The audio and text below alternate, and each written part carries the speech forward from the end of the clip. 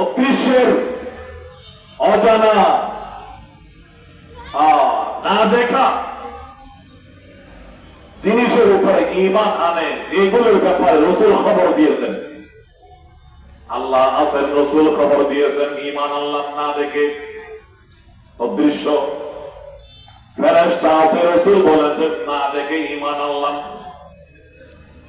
কবর আযাব হবে না দেখে ঈমান আল্লাহ। জান্নাত আছে, জাহান্নাম আছে না দেখে ঈমান আল্লাহ। না, এগুলো দেখে ঈমান আনছি না দেখে? না দেখে আমরা ঈমান আনছি। হযরত আবু বকর সিদ্দিকও না দেখে ঈমান আনছেন, ওমরও না দেখে ঈমান আনছেন, ওসমান আলীও না দেখে ঈমান আনছেন।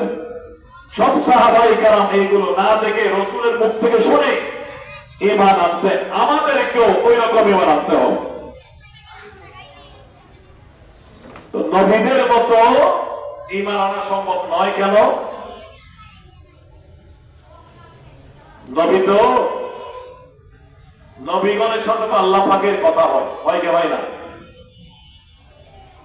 বিশেষ করে আমাদের নবীর কথা বলেন। আমাদের নবীজি পবিত্র শবে মেরাজে 10 বার আল্লাহকে দেখেছেন। কয়বার? পবিত্র রজব মাস না? এই রজব মাস মেরাজের নবীর মাস না? প্রসিদ্ধ মত অনুযায়ী মুফাসসিরিনে কেরামের রজবের 27 তারিখ হলো পবিত্র শবে মেরাজ। এই শবে মেরাজে আল্লাহ পাকের দিদার এবং দর্শন লাভ করেছেন আমাদের নবীজি কয়বার? 10 বার। তাইলে নবী আল্লাহকে দেখে আল্লাহকে বিশ্বাস করেছেন। প্রথমে না দেখে হলো, পরে দেখেছেন। ফেরেশতা নবী দেখেছেন, কবর আযাব নবী দেখেছেন। দেখেন না? 2 কবরের পাশ দিয়ে নবী যাচ্ছেন, সাহাবাদেরকে বলেন এই 2 কবরে আযাব হচ্ছে। মাররান নবী সাল্লাল্লাহু আলাইহি ওয়াসাল্লাম বিকবরাইনি ওয়াযাবান। নবীজি 2 কবরের পাশ দিয়ে যাওয়ার সময় বললেন এই 2 কবরে আযাব হচ্ছে, এবং কারণে বললেন এই 2 কবরের মধ্যে আযাব হচ্ছে কেন? আম্মা আহাদুহুমা ফাকানা ইয়ামশি ফিন নামিমাতি ওয়া আম্মাল আখারু ফাকানা লা ইস্তাতিরু মিনাল বাউল।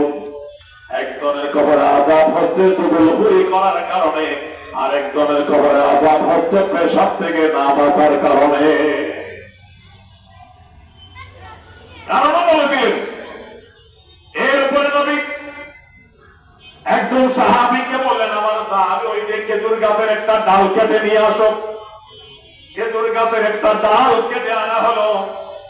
রাসূল বললেন, আমার সাহাবী খেজুরের ডালটাকে 2 টুকরা করো। 1 টুকরা এই কবরের উপরে গেড়ে দাও, আর 1 টুকরা এই কবরের উপরে গেড়ে দাও। এই যে কবরের উপরে খেজুর গাছের ডাল গেড়ে দেই আমরা, ওই দিক থেকে আসছে। সাহাবী প্রশ্ন করলেন, ইয়া রাসূলুল্লাহ, কবরের উপরে আযাব হচ্ছে, কবর আযাবওয়ালা কবরের উপর আপনি খেজুর গাছের ডাল গেড়ে দিলেন কি জন্য? এর দ্বারা লাভ কি? আল্লাহ নবী বললেন, এই খেজুরের ডালগুলো যতক্ষণ তাজা থাকবে, শুকাবে না, মরে যাবে না, আল্লাহ পাকের জিকির করতে থাকবে। আর ওই জিকিরের কারণে কবরের আযাব হালকা হবে বলে আমি আশা করি। তাহলে রাসূল কবরের আযাবও দেখেছেন। এবং পবিত্র শবে মেরাজে গিয়ে জান্নাত এবং জাহান্নামও দেখেছেন। যেগুলো আমাদেরকে না দেখে বিশ্বাস করতে হয়, প্রায় সবগুলো নবী দেখেছেন। তাই আমাদের ঈমান হবে ঈমান বিল গায়ব, আর রাসূলুল্লাহর ঈমান হলো ঈমান বিল মুশাহাদা। আমাদের ঈমান হলো না দেখে, রাসূলুল্লাহর ঈমান হলো আল্লাহ, ফেরেশতা, জান্নাত, জাহান্নাম, কবর আযাবের উপরে দেখে। আচ্ছা, দেখা এবং শোনা বরাবর না বেশ কম? দেখা এবং শোনা বরাবর নাকি বেশ কম? শুনি তাকাই বর্তমানিন্দ দিদা তোরা দিদা ওয়ুসুফরা শুনিদা লাইসাল খাবরু কাল মুআয়ানা। এই আব্দুল কিল্লা শাহী কাবা মসজিদ প্রায় তো সবাই দেখেছেন। এই ছোট ভাই 5 বছর বয়সটা, ও তো হয়তো দেখে নাই, মনে করলাম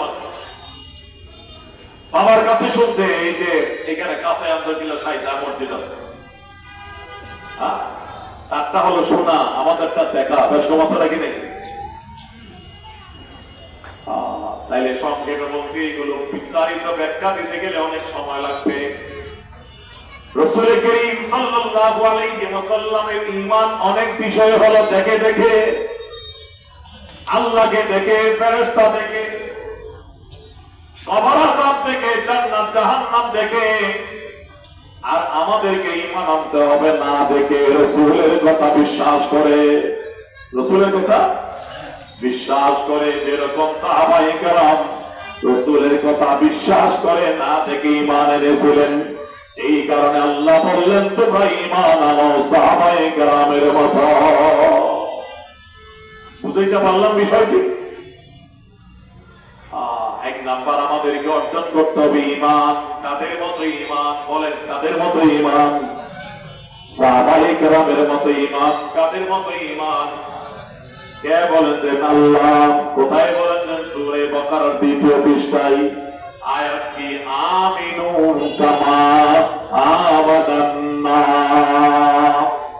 নাস মানে মানুষ, মানুষ মানে আসহাবু মুহাম্মদ সাল্লাল্লাহু আলাইহি ওয়াসাল্লাম, রাসূলুল্লাহ, সাহাবারা। কারণ রাসূলের জমানায় যারা যে সমস্ত মানুষ ঈমান আনছে ওরাই তো সাহাবা। তাই আমাদেরকে ঈমান আনতে হবে কাদের মতো? সাহাবায়ে কেরামের মতো।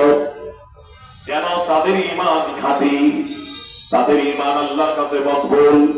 আল্লাহ সাহাবায়ে কেরামের মতো ঈমান আনতে যেমন বলেছেন, সাহাবায়ে কেরামের ঈমানের আল্লাহ প্রশংসাও করেছেন। আল্লাহ কোরআন শরীফে বলেন, উলাইকা হুমুল মুমিনুনা হাক্কান। সাহাবায়ে কেরাম হলেন খাঁটি ঈমানদার। কি ঈমানদার? খাঁটি ঈমানদার।